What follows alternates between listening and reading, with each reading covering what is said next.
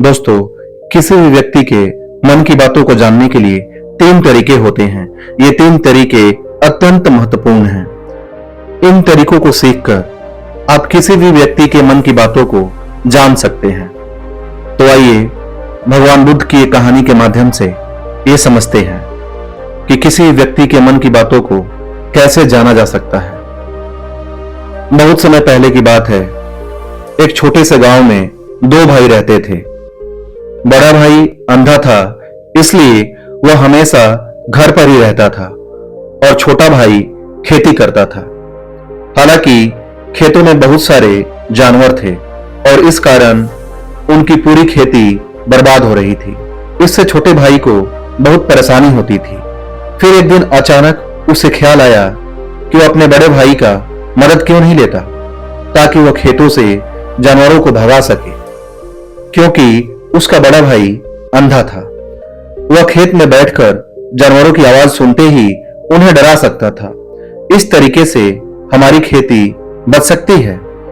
यह सब कुछ सोचने के बाद उसने अपने खेत में एक छोटा सा झोपड़ा बनाया और उसमें अपने अंधे भाई को रखा। अपने भाई से उसने कहा कि भाई, अगर तुम किसी जानवर की आवाज सुनो तो जोर से चिल्लाओ, इससे जानवर भाग जाएंगे, इससे हमारी फसलें बच जाएंगी। बड़ा भाई अपने छोटे भाई के विचार से सहमत हो गया और खेत में बैठने लगा।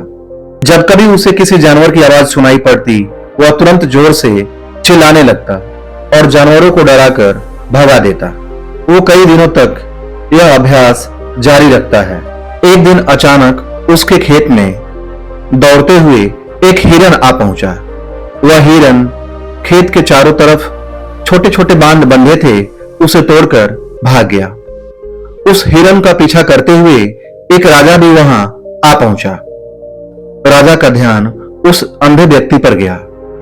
राजा ने उस अंधे व्यक्ति से पूछा, क्या तुमने यहां एक हिरन देखा है? जवाब में अंधे व्यक्ति ने कहा, मैं अंधा हूं, मैं कैसे हिरन देख सकता हूं, पर मैं तुम्हें इतना बता सकता हूं कि मेरे खेत से जो जानवर भाग गया है वह आपका पीछा करने लायक नहीं है। आप अपना समय बर्बाद ना करें। राजा उस अंधे व्यक्ति के इन शब्दों से चौंका। उसे आश्चर्य हुआ कि यह अंधा कैसे कह सकता है कि जो हिरन मैं ढूंढ रहा हूं वह पीछा करने लायक नहीं है।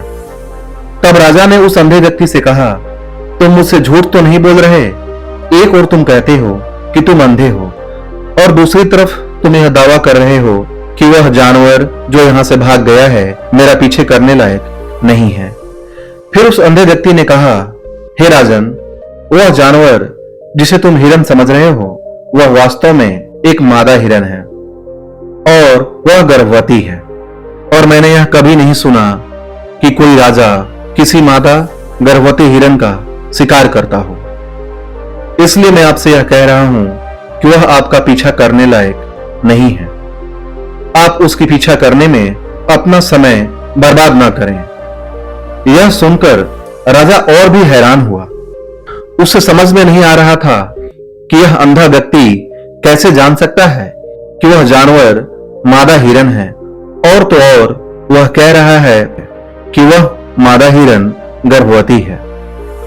उसने सोचा कि यह अंधा व्यक्ति यह कैसे जान सकता है कि मैं जिस हिरन का शिकार कर रहा हूं कि वह गर्भवती है, और यह अंधा इतने आत्मविश्वास के साथ यह कैसे कह सकता है, इसलिए मुझे इसका जांच करना चाहिए। राजा ने सत्य का पता लगाने के लिए अपने सैनिक से कहा, सैनिक, मुझे वह मादा हिरन जिंदा चाहिए, क्योंकि मुझे इसका पता लगाना है कि क्या वह मादा हिरन गर्भवती है। राजा के आदेश पर सैनिक हिरन का पता लगाने के लिए चल पड़ा। कुछ समय बाद जब वह सैनिक लौटा तो उसने राजा से कहा, यह अंधा आदमी पूरी तरह से सही कह रहा है, क्योंकि वह जानवर वाकई गर्भवती मादा हिरन है। यह सुनकर राजा आश्चर्य में पड़ गया। उसे समझ में नहीं आ रहा था कि यह अंधा व्यक्ति कैसे जान सकता है कि वह हिरन गर्भवती है। राजा के मन में कई सवाल उठने लगे कि आखिर अंधा होते हुए यह व्यक्ति इस पूरी बात को कैसे जान सकता है?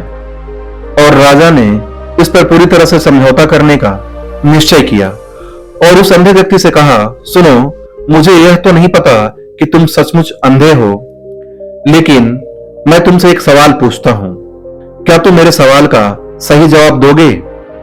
जवाब में उस अंधे व्यक्ति ने कहा, राजन, आप मुझसे जो भी पूछना चाहते हैं मैं उसका आपको सच्चाई से जवाब दूंगा। राजा ने कहा, देखो, एक और तुम कहते हो कि तुम अंधे हो और दूसरी तरफ तुमने मुझसे कहा कि मैं जिस जानवर की मैं पीछा कर रहा था वह गर्भवती मादा हिरन है, और तुम साथ में यह भी पता लगा लेते हो कि तुम्हारे खेत में जानवर कब आते हैं और कब जाते हैं। तुम यह सब कैसे पता लगा लेते हो? उस अंधे व्यक्ति ने कहा, राजन, जब आप उस मादा हिरन का पीछा कर रहे थे तो उसकी गति और दौड़ते हुए आवाज से ही मुझे पता चल गया कि यह हिरन है, और मेरी खेत की जो बांध काफी छोटी थी उसकी ऊंचाई ज्यादा नहीं थी। अगर यह सामान्य हिरन होती तो वह आसानी से उस बांध को पार कर सकती थी, लेकिन उस हिरन ने उस बांध को तोड़कर भाग गई थी। यदि वह हिरन बांध पार करने की कोशिश करती तो उसके संतान को खतरा होता, इसलिए मुझे समझ में आ गया कि वह हिरन गर्भवती है। इस व्याख्या को सुनकर राजा उस अंधे व्यक्ति के विशेष ज्ञान और कौशल को देखकर चौंक गया। राजा सोचता है कि यह व्यक्ति अंधा होने के बावजूद भी इतनी जानकारी और क्षमताओं से संपन्न है। राजा इसका लाभ उठाने का निश्चय करता है। राजा कहता है, तुम अत्यंत बुद्धिमान हो और तुम्हारी कई बातों की गहरी समझ है। राजा उस अंधे व्यक्ति को अपने राज्य में बुलाता है और एक सवाल पूछता है। राजा उस व्यक्ति से कहता है, आज मैंने तुम्हें यहां बुलाया है ताकि जान सकूं कि मेरी पत्नी मेरे प्रति विश्वासी है या नहीं। वह अंधा व्यक्ति जवाब देता है, राजन, यह सवाल कैसा है? आपका विवाह कई सालों से चल रहा है और अब आप ऐसी बातें क्यों जानना चाहते हैं? ऐसे सवाल आपके मन में क्यों उत्पन्न हो रहे हैं? तब राजा कहता है, तुम्हें इस सवाल का जवाब देना होगा। अगर तुम मुझे उत्तर नहीं दोगे तो मैं तुम्हें मृत्यु दंड का सजा दूंगा। राजा की धमकी सुनकर वह अंधा व्यक्ति कहता है, अच्छा, मैं आपके सवाल का जवाब दूंगा। अगर आप इस सवाल का जवाब चाहते हैं तो आपको एक काम करना होगा। राजा ने कहा, बताओ मुझे क्या करना होगा? वह अंधा व्यक्ति कहता है, उसके लिए आपको अपनी पत्नी को मेरे साथ एक कमरे में अकेले छोड़ना होगा। यह सुनते ही राजा को गुस्सा आता है, लेकिन कुछ समय सोचने के बाद वह उस व्यक्ति की बात मानता है और अपनी पत्नी को उसके साथ एक कमरे में भेजने का आदेश देता है। राजा के सैनिक उस अंधे व्यक्ति और रानी को एक कमरे में अकेले छोड़ देता है। वह अंधा व्यक्ति राजा की पत्नी से कहता है, मुझे आपको छूना है। यह सुनते ही रानी बहुत गुस्से से भर जाती है और उस अंधे व्यक्ति को पीटने लगती है, कभी हाथों से तो कभी पैरों से, और पूरी ताकत से वह उसे बेहद बेरहमी से पीटती है। बाद में किसी तरह अंधा व्यक्ति अपनी जान बचाकर बाहर आ जाता है और राजा के पास जाता है और वह राजा से कहता है, राजन, आपकी पत्नी विश्वासी नहीं है। यह सुनते ही राजा बहुत गुस्से से भरकर अपनी तलवार निकाल लेता है और सीधे अपनी पत्नी के पास जाता है और गुस्से में कहता है, रानी, आज मैं तुमसे एक सवाल पूछूंगा और तुम्हें सच्चाई से उसका जवाब देना होगा। अगर तुमने झूठ बोला तो मैं तुम्हारा सर तुरंत अलग कर दूंगा।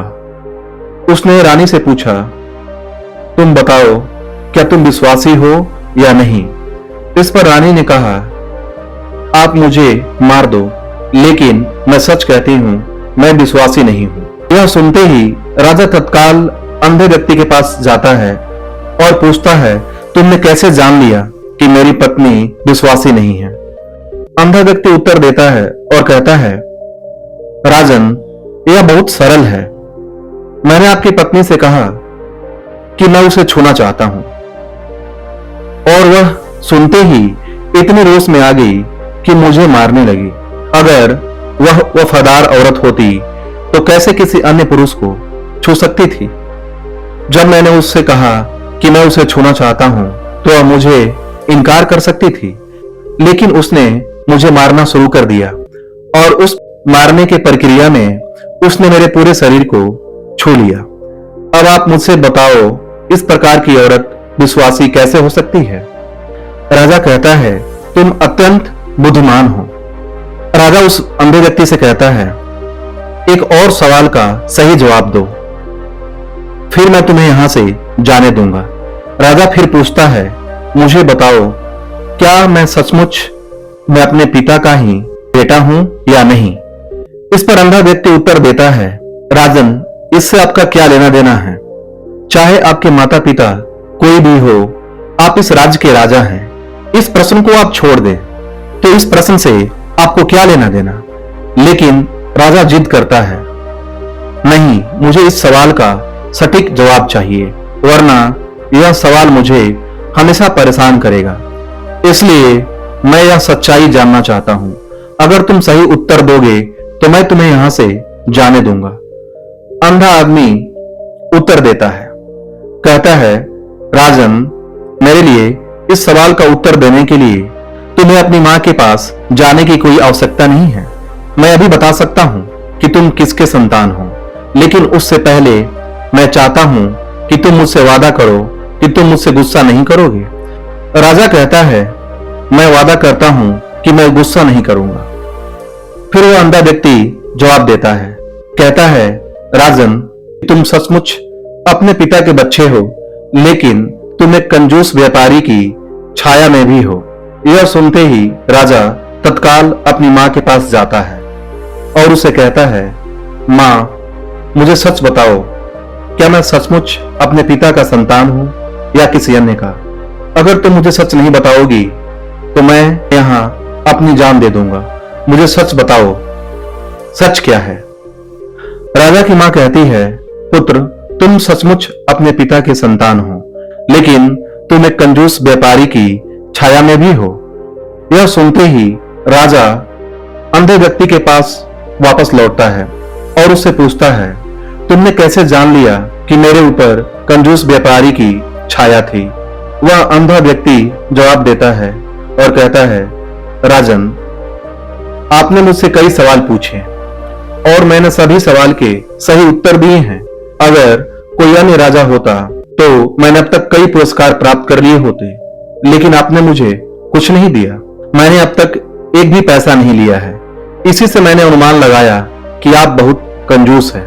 यह सुनकर राजा हंसते हुए कहता है, तुम जो भी मांगोगे मैं जरूर दूंगा, लेकिन मुझे बताओ, तुम यह सब कैसे जान लेते हो क्या सही है और क्या गलत, और तुम इतने सटीक और निष्कलंक उत्तर कैसे दे सकते हो? वह अंधा व्यक्ति कहता है, राजन, मैं प्राकृतिक रूप से अंधा हूं। अगर मेरी आंखें होती तो मैं किसी के विचारों को आसानी से समझ सकता। मन की अपनी भाषा होती है। किसी भी व्यक्ति की आंखों, होठों की काम करने के तरीके और उनकी गतिविधियों को देखकर हम समझ सकते हैं कि उसके मन में क्या चल रहा है।